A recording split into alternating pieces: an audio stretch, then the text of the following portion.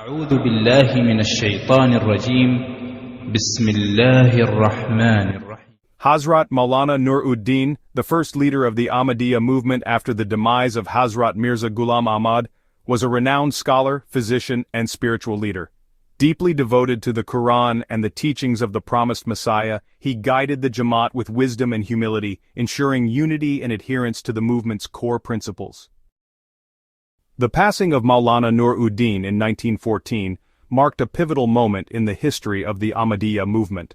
Under his leadership, the community had remained united, continuing the mission of Hazrat Mirza Ghulam Ahmad with a collective spirit. However, his death exposed underlying tensions within the movement, as differing interpretations of Hazrat Mirza Ghulam Ahmad's teachings and vision began to surface. Central to the divergence was not the issue of leadership but the fundamental principles established by Hazrat Mirza Ghulam Ahmad regarding the structure and function of the movement. While some members sought to adapt these principles to suit their own understanding, others remained steadfast in adhering to the original teachings of the promised Messiah. The split that occurred in 1914 was rooted in three key issues. The first issue was the finality of prophethood.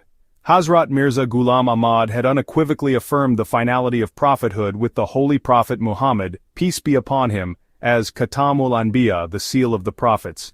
He identified himself as a mujaddid, a reformer, and a spiritual subordinate to the Holy Prophet, never as a prophet.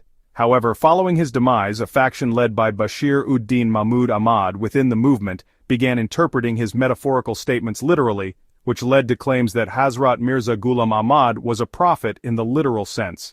This was viewed by core members of the Sadr Anjuman, such as Maulana Muhammad Ali and others, as a direct challenge to the Quranic doctrine of the finality of prophethood, and to Hazrat Mirza Ghulam Ahmad's own teachings, in which he repeatedly clarified his position.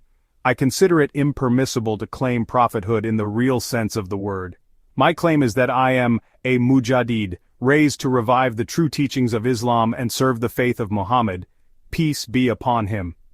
Those who rejected this reinterpretation of Hazrat Mirza Ghulam Ahmad's status by Bashir Udin Mahmud Ahmad felt compelled to safeguard his mission and ensure that the movement remained aligned with the Quranic principle of Khatam-ul Nabiyyin. Another significant point of contention was the issue of takfir, or declaring those who did not accept Hazrat Mirza Ghulam Ahmad as kafir or disbelievers. While Hazrat Mirza Ghulam Ahmad had consistently maintained that all those who professed the kalima were Muslims, a faction led by Bashir Udin Mahmud Ahmad within the movement began to adopt an exclusionary stance, labeling non-followers of Hazrat Mirza Ghulam Ahmad as outside the fold of Islam. Hazrat Mirza Ghulam Ahmad had explicitly condemned such sectarianism, stating, "I do not declare any Muslim who recites the kalima to be a disbeliever. To do so is against the teachings of the Quran and the Holy Prophet." The move toward takfir was perceived by many as a betrayal of Hazrat Mirza's mission to unite the Muslim Ummah, and as a dangerous departure from the inclusive message of Islam.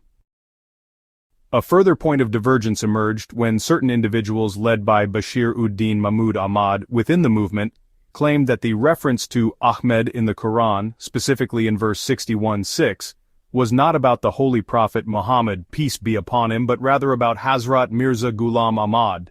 This interpretation was seen as an attempt to elevate Hazrat Mirza Ghulam Ahmad to a position above the Holy Prophet, contradicting both Islamic doctrine and Hazrat Mirza Ghulam Ahmad's own teachings. Hazrat Mirza Ghulam Ahmad had addressed such distortions, emphasizing that his role was subordinate to the Holy Prophet, and that his mission was to serve Islam, not to create new doctrines. He said, "I am the servant of Muhammad, peace be upon him. My mission is to propagate the Quran and the teachings of the Holy Prophet. I am nothing without his light." This video was produced by Ahmadiyya Anjuman Ishaat-e Islam Badarwa. Stay tuned for Part 2, the formation of the Lahore Ahmadiyya Movement.